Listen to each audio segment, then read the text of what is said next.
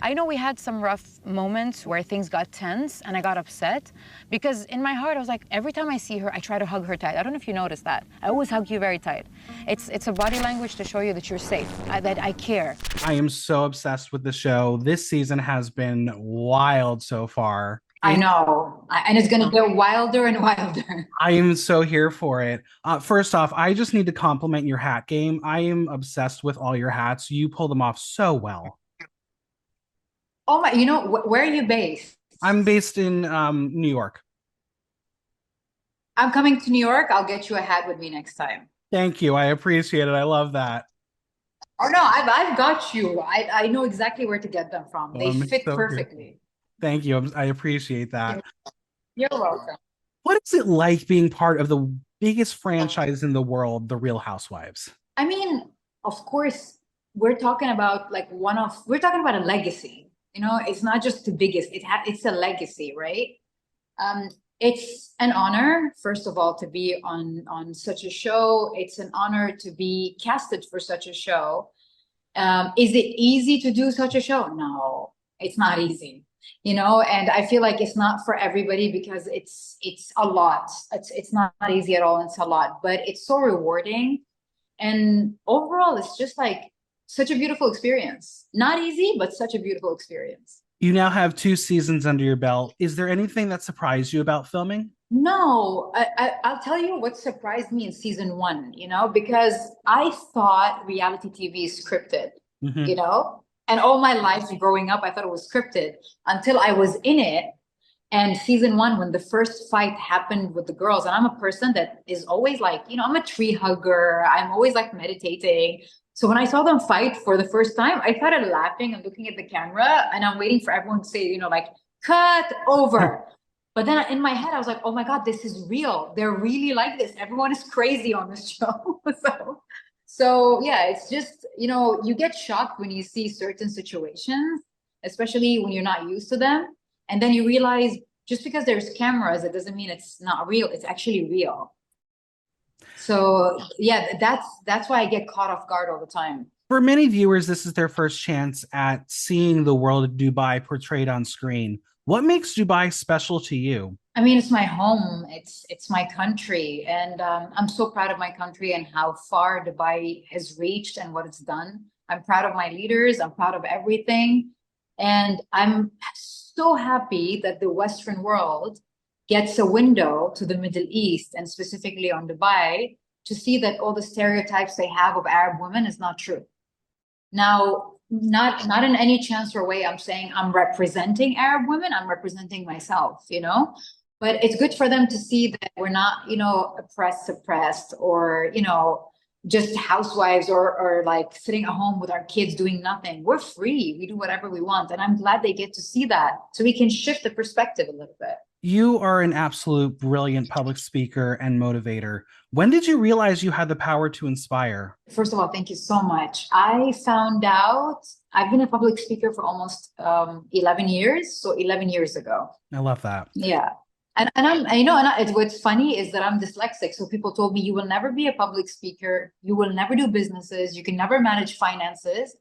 Did it all, I don't have any limiting beliefs. You That's why. defied the odds. Huh? You defied the odds. Yes, always.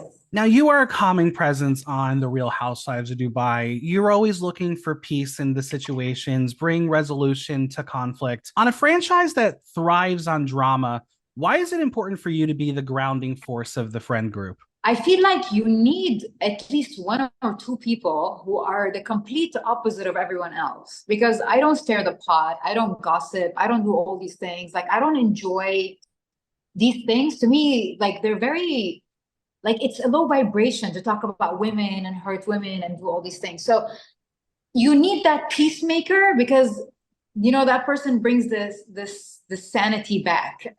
So Yeah. so this is why it's like a balance. If everyone's just crazy and off the hook, there's no balance on the show. I see you as the mediator of the group. You're always well intended, but sometimes some of your words get either lost in translation, misinterpreted by the other women. We had Brooks feel like you were attacking her last year when you were commenting on her parenting. Ayan thought you were attacking her being a victim. Lisa was wondering about you asking her about home. Nothing was malicious. How did it reach that point? Because I see you as I have this no idea. So it's crazy because with Brooks, I never questioned her parenting. I just told her, show more, always give more to your kid because you're a single mom and his dad's not in the picture a lot. So I just told her, give more. But Brooks got triggered. And I now I understand why she got triggered because Brooks went through a lot in her life. So her guard was up and she thought I was coming after her or like questioning her, but I wasn't. And with Chanel, I did say, so let me explain this. When the article came out of me saying Chanel was victimizing herself. So what happened is I posted on X, on Twitter, I posted a picture of me. And then she commented like extremely negative stuff and then deleted the comment. But I saw the comment. So I go to her page and I write, or I go to my page and I write something and I tag Chanel. And now it looks like I am the one who's starting the fight. People don't know that she wrote and deleted, but I had screenshots. And then when people go like, why are you attacking her? She went through a lot. And this is what I meant. She victimizes herself. And then she acts like, why are you attacking me, Sarah? But I'm like, girl, you just insulted me and I have screenshots, but you deleted it. So she played this game and I was like, you cannot use your issues as an excuse to hurt people and then like act like a victim. And that's what I meant. And I didn't mean to hurt her. And I was really upset that my words hurt her in this way because I didn't mean that she didn't go through anything or she wasn't a victim back then. I meant she victimizes herself as on Twitter, what she did when she deleted stuff and did all of that. And people thought I was the perpetrator in the fight and arguing with her online. Yeah, that's all I meant. But I'm, in no shape or form I would enjoy hurting someone or taking their story, a story that they went through in their life and minimizing it in that way. No way on earth. And then Lisa, like the thing is, in Arabic we say, Inshallah kul shay bkhair fil bayt. It means I hope everything is great at home. It means the kids, their school, your business, life in general.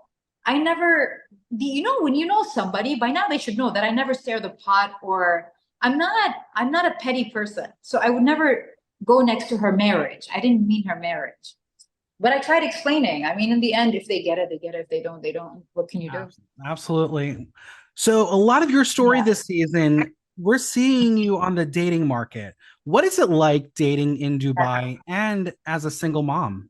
Dating in Dubai is normal. Everyone dates in Dubai, right? And as a single mom, it's a little bit harder to shop, because you have a child with you. So not everybody would accept that. But why would I even entertain someone who doesn't accept that? So I'm okay, with it taking time and being harder. I'm okay with that.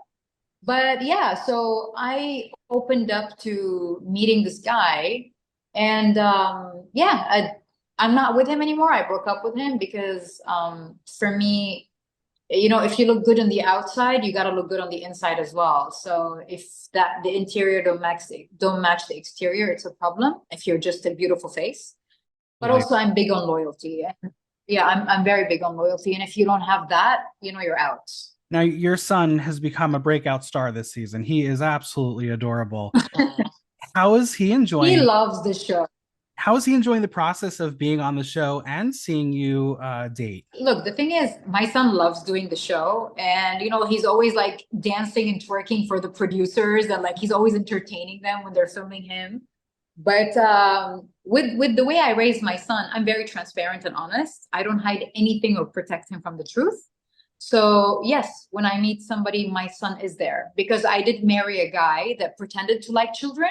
But when he met my son after marriage, he was extremely rude and mean to my kid and he didn't like him. So this is why day one, if I meet somebody, my kid is there. Guess what? My kid is my number one. So if that scares you away and you don't like it, I don't care. There's no space for you in my life. So I'm very honest with Mackie. And I will never change that. I don't protect him from anything. He's my best friend. We're seeing you go on a personal journey of healing this season. We're watching you do some spiritual therapy. Can you talk about how that's been important for you? Yeah, so I've been married twice and I've been in 4 in total with my marriages, 4 narcissistic relationships. And At a certain point, you stop blaming others and how bad they are, and you start thinking for yourself, like, okay, if they're bad, why did I settle? Why am I there? Why am I staying? And then you realize you have a problem as well. Why am I attracting such kind of men? So I decided to go on like a very deep, deep healing journey. And I've been on it for so many years, but in the past, I'd say 2 years, I decided to really go deep into it and to prioritize me. And this is why that guy, Akeen, came in a wrong time. Like he came and when I was like on top of my healing game, and the minute I saw the red flags, the minute I saw the bullshit, I was like, you're out, we're done, you know? So he couldn't stay and linger and play that game for long. So yeah, I was like, to me, I prioritize healing a lot. And because I speak about healing, because I have a healing retreat that I do all over the world, as a person who is helping people heal, I needed to make sure I do all the healing first. I complete my journey. So yeah, the healer needs to be healed as well. So I finished all of that, and I'm just enjoying like teaching people all about that, because we all deserve to heal and be happy. I And love just, it. you know, I tasted that, and I want everyone to taste that. Like I this is my love language. I want everyone to heal. I want everyone to try it. Yeah, it's very inspiring. I'm sure the fans have reacted wonderfully to seeing you go on this journey. Some like it, some hate it, and it's okay, because I'll tell you why. Nowadays, kindness is so rare that when someone is a good person, they think that they're fake and they're pretending to be saint or holy. And when someone is rude and gossips and hurts people, people like them and they think they're real. So a lot of people think that I'm faking who I am, but that is who I am. And I've been in the limelight on TV since I was 15. And people know that this is how I was all my life. And I never change, and I never will change. So some will like me, some won't. And I'm completely okay with that, you know, and I'm at peace with it. So it's okay. I would love to play a little game called Tea Time. We're going to spill a little tea. It's going to be a word Okay. association. I'm going to give you the name of one of your fellow cast members, and you're going to give me a word that comes to mind. Are you ready to play? Okay. All right, let's do this. Let's start off with Saba. Saba the sabotage. Like Saba is a sword with two edges. Like she is sharp and soft on one edge. Like she's All called right. Saba sabotage. But yeah. Caroline Brooks. Caroline Brooks, tornado. Chanel Ayan. To me, Chanel Ayan is a queen, you know, like regardless of anything. Like this girl was made for a crown, belongs to a crown, and wears a crown. Lisa Milan. Question mark, because me and Lisa don't have any relationship. Like I never got to know her. I don't get her. I don't think she gets me. So I think like just a question mark. Yeah. Talene Marie. I'm confused. I like Tilene so much, and I think she's really funny and nice, but I'm confused about how things went and why things went this way. So I'm just a little bit confused. Caroline Stanbury. Dry. I'll give you one more. Sara Al Madani. Crazy. I don't know. Funny. We, Tree hugger. Like in my own bubble. I have no idea.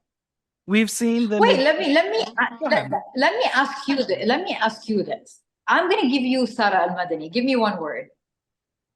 mediator. I think you are definitely a mediator, and I because I wrote an article about how I think you're the mediator, and somehow just the words get lost in translation, but everything you do is well intended, and it's sad to see the blowups happen, but I always think that you're in the right in this situation, so it's nice to see a calming presence on the show. I appreciate you. Thank you so much. Now, we've seen the mid-season trailer. We know you're all about to go on a fabulous trip to Bali. I'm very, very jealous. You are going to have some romantic trouble. What else can you tease that's coming up this season? I mean, if you just by watching the mid-season trailer, you know that everything is just going downhill. You know, from every corner, from every side. It's like, by the way, like towards the end, it's just a huge plot twist. Like even us as a cast, we never expected any of this. Like we were shocked. A lot of things are going to go down. Hey, it's reality television.